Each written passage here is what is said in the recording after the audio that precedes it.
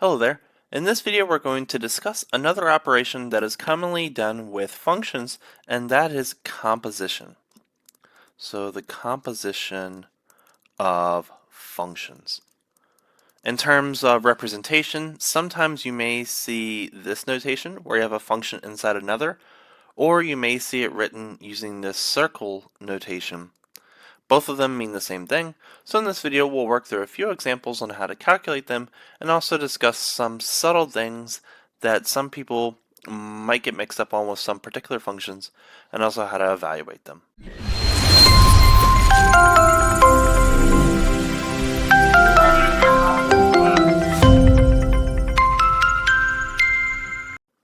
So before we actually get into the discussion of how to calculate these compositions, let us first understand what a composition actually does. So let's consider three sets. So set 1 I'm going to call A, set 2 I'm going to call B, and set C, the third set I'm going to call C. And let's assume we have some arbitrary element x, y, and z in each of these three sets. Let's define a function from A to B by f. Let's define a function from B to C. I'm going to call this function g. So we can rewrite this particular expression if x and y are particular variables, namely f of x is going to be equal to y. Via this definition, we also have that g of y is going to be equal to z. So one thing we can do is we can treat y as the input of the function g by just replacing y with f of x, since they represent the same exact thing. Therefore, we can rewrite this as g of y, but y is the same thing as f of x, so we can rewrite this as g of f of x is equal to z, which some people rewrite as g circle f of x. So therefore, if we input a number x into this new function and we get z, that means we have a new function that maps A to C. And this function is g circle f. Similar, if we want to go in the backwards direction, we also have things called inverse functions, but we'll talk about them at a later time. But one of the common things is some people think that if you want to go from A to C, that would be f composed of g. Actually, not, it's g composed of f. So make sure you don't make that simple mistake. So let's work out a couple actual numerical examples here. So example 1. Let's define f of x to be equal to minus x squared, and let's define g of x to be equal to x plus 3. And let's calculate some compositions. So the first, let's do f composed with g of f, of x I mean. So if you don't like the circle notation for compositions, you can always rewrite it in the equivalent form, f of g of x. So we're going to take g of x here, so g of x is x plus 3, so this is the same as writing f of x plus 3. So this means we're going to take x plus 3 and we're going to put it inside of f wherever we see x, and make sure to use parentheses on this. So this is going to be equal to negative x plus 3, the quantity, squared. Some people will accept this as the final answer, but I'm going to continue to expand this. So this is going to be equal to negative x squared plus 6x plus 9, or once we distribute that negative, negative x squared minus 6x minus 9. Let's do the other direction. Let's do g composed with f of x, which is the same thing as writing g of f of x. So f of x is equal to negative x squared. So we're going to take negative x squared and put it into g wherever we see x. So before, we know g of x is equal to x plus 3, so we're just going to replace x with negative x squared. So this is going to be equal to negative x squared plus 3. And nothing more we can do with that. So let's do f of x, or f composed with f. So we know f of x is going to be equal to negative x squared. So this is the same as saying f of negative x squared.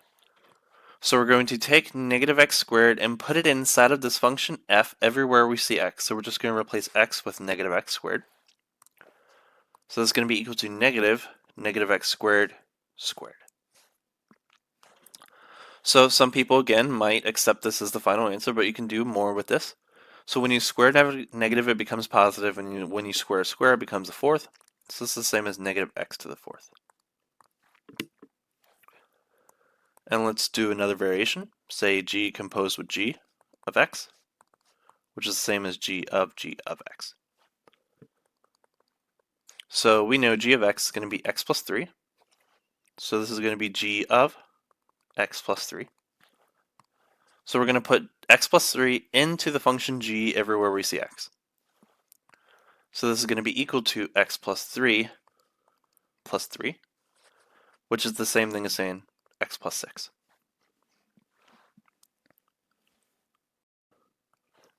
So another special property that is related to, say, polynomials. So if f and g are polynomial functions, so that means, f and g are both linear combinations of constant coefficients and also exponents whose exponents are only natural numbers. If this is true, then f composed of f composed with g composed with g, and g composed with f are all also polynomial functions. Again, I'm not going to prove that result, but it should be fairly straightforward to do so if you're interested. We're going to use this property later.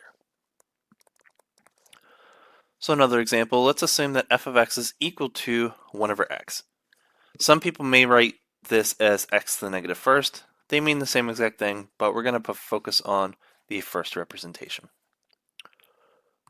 So if this is f of x, then what is f composed with f of x equal to? So this is the same thing as writing f of x, and we know f of x is equal to 1 over x. So that means that is the same as this. So we're going to take 1 over x and we're going to substitute it in this expression everywhere we see x. So this is going to be equal to 1 over x, which is just thing as saying the reciprocal of 1 over x, which is just x. Very simple result. Let's do another example. Let us assume f of x is equal to x squared and g of x is equal to the square root of x. Before we get into the compositions, I just want to make a quick note.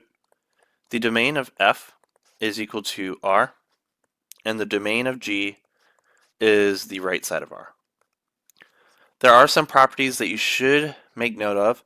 The domain and or range of compositions is not necessarily the same as the original, but they are related, but we can come back to this at a later time. So let's do some compositions. So first, let's do f composed with g of x, which is the same thing as writing f of g of x.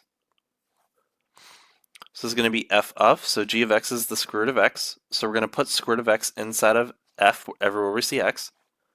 So this is going to be equal to the square root of x, the quantity squared, which we know is just x. Let's do the backwards direction. G composed of f of x is the same as g of f of x, and we know f of x is x squared. So we're going to take x squared and put it into g everywhere we see x. So this is going to be equal to the square root of x squared. Remember, this is a very special property that we discussed when we talked about the absolute value and distances between complex and real numbers. This is equal to the absolute value of x. It's very important to note, and we're going to come back to this later, that these two are not the same. This is going to be related to the inverse of functions, so that means the square root of x and x squared are not inverse functions of one another, assuming we have these domain of definitions. Thirdly, let's do f of x, which is the same thing as writing f of x. So that's the same as f of x squared. which means we're going to put x squared into the function x squared everywhere we see x, which is the same as x to the fourth. And lastly, let's do g composed of g of x, which is the same thing as writing g of x.